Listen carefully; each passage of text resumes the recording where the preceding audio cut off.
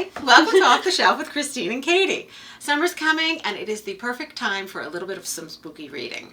Ghost stories around the campfire, curling up with a nice suspense thriller, outdoors on a warm summer night, or reading a horror book in the dark. Who says October is the only time for spooky season? So, we also wanted to mention that MTPL Summer Scares is back this year. We will have more in-person events, such as author talks, murder mystery events, book discussions, and more. Check out the link in the description below to find more about these events. But now, so settle in, grab a cup of your favorite beverage, perfectly in a ghost mug, and enjoy these recommendations. Let us know in the comments what you think of these picks, and if you have any titles to add. Trust me, we need to make our TBRs even worse. You may have noticed we have somebody new here today. Yay. This is Melissa, our teen librarian here, and she's going to be giving us some recommendations for the teen horror enthusiasts later on. As always, let's get to those books. Every year, the Horror Writers Association runs a Summer Scares reading initiative so readers can learn more about the thriller horror genre. So we're going to start off with their adult picks for 2024. So as always, a writer that we love. This is Shut Sharp Teeth by Rachel Harrison. And Rory Morse isn't thrilled to be back in her hometown, whoever is. But her sister Scarlett needs her support. After a night out, she hits a large animal with her car and is attacked. She survives, but now is unnaturally strong with a aversion to silver, and suddenly the moon has her in its thrall. This is never a good sign, guys. No. She's changing into someone else, maybe even a monster. Dun dun dun. Then we have Jackal by Erin E. Adams. The history of Johnstown, PA holds a terrible secret. Black girls have gone missing in the woods for years. Liz Rocher returns to town for her best friend's wedding, and on the night of the event, Caroline, her goddaughter, goes missing. With the evil in the forest creeping closer, Liz must find Caroline or be entirely consumed by the darkness. And the next one for the Horror Writers Association picks is This Thing Between Us by Gus Moreno. So the role of AI in our lives takes a menacing turn in this tale.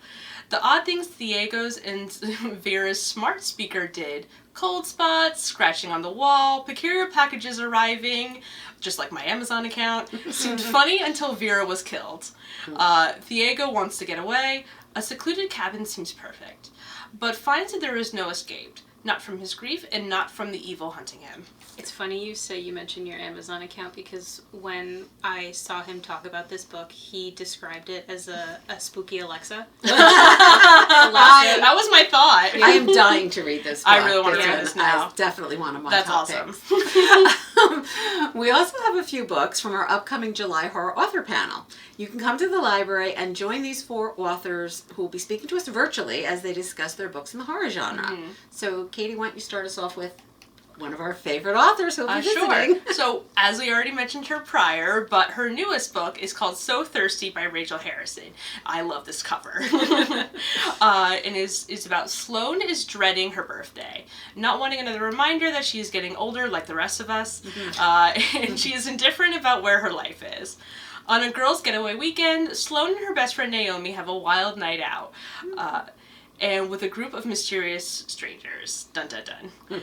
The night takes a horrifying turn, and their friends must come to terms with the eternal consequences the next day. It's never a good sign. No.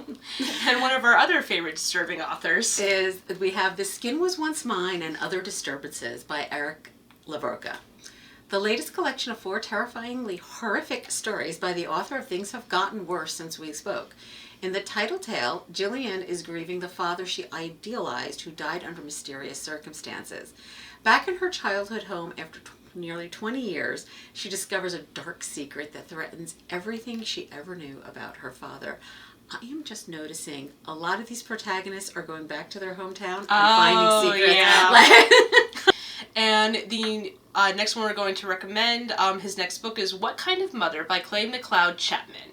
And it's about Maddie who returns to her hometown, shocker, with nothing to her name. She scrapes out a living as a palm reader.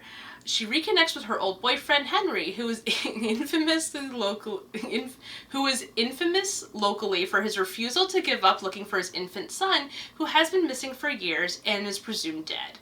When Maddie reads his palm, she begins to have haunting visions that suggest otherwise, and discovers a horrifying secret that is coming for everyone she holds dear. His new book, Wake Up and Open Your Eyes, is out in early 2025. We love Clay Joe. He's amazing. We do. Yes. I read his other book, Whisper Down the Lane, and that one was more true crime. It was about like the Satanic Panic, and it was wild.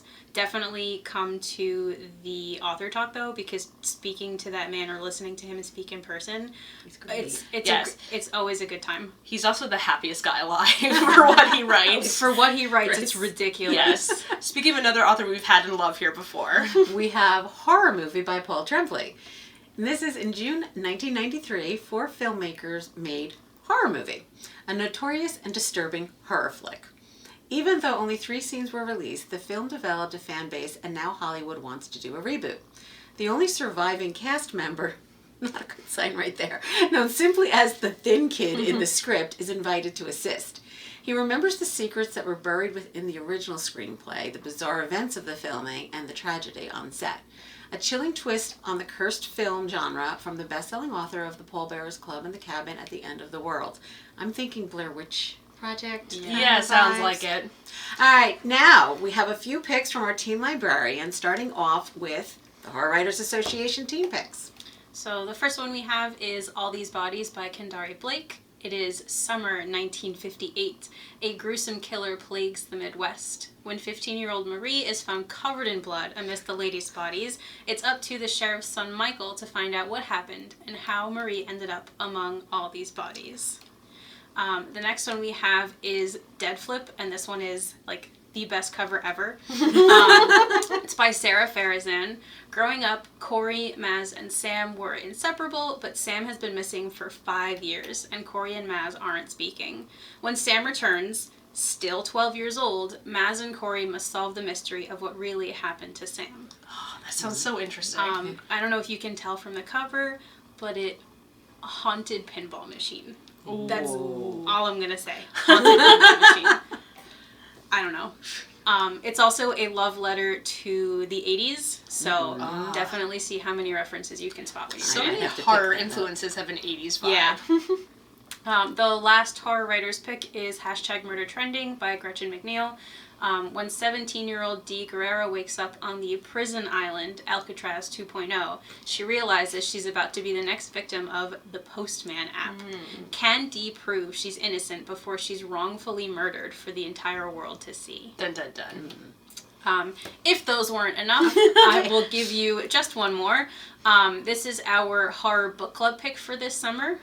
You can join our discussion on July 24th at 4 p.m. We will be discussing The Island by Natasha Preston, which was actually a read-alike for Murder Trending given to us by the Horror Writer Association. This one is about a visit to a private amusement park. It's the trip of a lifetime for a group of teen influencers until they learn that getting off the island alive is not part of the plan. Oh no. We're going to switch gears and we're going to look into some classic horror stories that you might be familiar with. So our first one to recommend is Frankenstein by Mary Shelley, and this is the gifted story of scientist Victor Frankenstein, not the name of the monster, who succeeds in giving life to being to a being of his own creation, built from human corpses. The best way to start an afternoon. Right. However, this is not the perfect specimen he imagines that it will be, but rather a hideous creature who is rejected by Victor and mankind in general. If you love Frankenstein as much as we do, we are also having a Frankenstein radio play on Thursday, August 8th. It'll be at 7 p.m., presented by Raconteur Radio. There will be lights, there will be screaming, there will be costumes, there might be fog. Who We are knows? so looking forward to it either which way. It's a great night out. Yes. So please come. We will have the registration in the link below. Well, next up we have the ultimate monster within story, Dr. Jekyll and Mr. Hyde by Robert Louis Stevenson. In Victorian London, Dr. Jekyll, a well-respected scientist, experiments with a potion that leads to a physical and moral transformation into Mr. Hyde, a manifestation of his inner evil persona. This is told in a police-style narrative, and the story relates Jekyll's desperation as Hyde gains more and more control of his soul. It's a master tale of the duality of human nature and the evil that lurks within. Some say it's the original werewolf tale. Interesting. Okay, and another one I will never stop recommending, no matter how much times you ask. It's Interview with a Vampire by Anne Rice, and it's definitely one of my favorite stories. Mm-hmm. And so other than the original Dracula by Bram Stoker, who you might have heard of, no other book has defined vampires and influenced the mythology than this book. So it is about the story of the vampire Louis, as told from his own words. Louis recounts how he became a vampire at the hands of Lestat in 1791 New Orleans, and how he became indoctrinated, unwillingly, into the vampire way of life. If you haven't gained already, it's one of my favorites. All right, and now we have a few other adult selections to give you some more thrills and chills. Mm-hmm. We're going to start off with What Feasts at Night by T. Kingfisher. After their terrifying ordeal at the Usher Manor, Alex Easton feels as if they just survived another war. All they crave is rest, routine, and sunshine. But instead, as a favor to Angus and Miss Potter, they find themselves heading to their family hunting lodge, deep in the cold, damp forests of their home country, Galatia. But once again, something's not quite right. This is the second book in the Sworn Soldier series. So I have read the first, and it is very interesting. Is it? It takes, it has that whole very similar, like, Manson at the Usher vibe. Yeah. I really liked it. I could see how some people said it's very slow. Okay. It's a slow build, but I still enjoyed it. And yeah, I haven't even read the original it's based on. I've seen a couple books by T. Kingfisher floating around, and they always have such beautiful covers, and I want to read all of them. It's beautiful. The first in this series was What Moves the Dead. Okay. And it was a very good... Is that the one with the rabbit on the cover? Yes. Yeah. Highly recommend. Mm-hmm. Nice retelling of the fall of the House of Usher. And I haven't even read what it's based on, but you don't need to because it's so interesting on its own. And T. Kingfisher is a master at horror.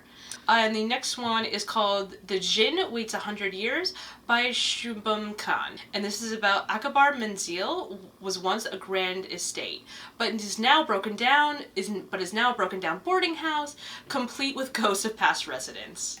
When Sana and her father moves in, she seems to think the house teems with spirits and begins to explore. In the eerie and forgotten East Wing, she discovers a bedroom locked for decades and within the diary of a woman who died tragically about 100 years ago. Also within this room is a grieving Jinn, described as Rebecca meets House of Spirits. This haunted castle is told in dual timelines. That's wild. And let's have yet another haunted house for those who like that genre. This is The September House by Carissa Orlando. And this is one of the Horror Writers Association's read-alike picks for their recommended books.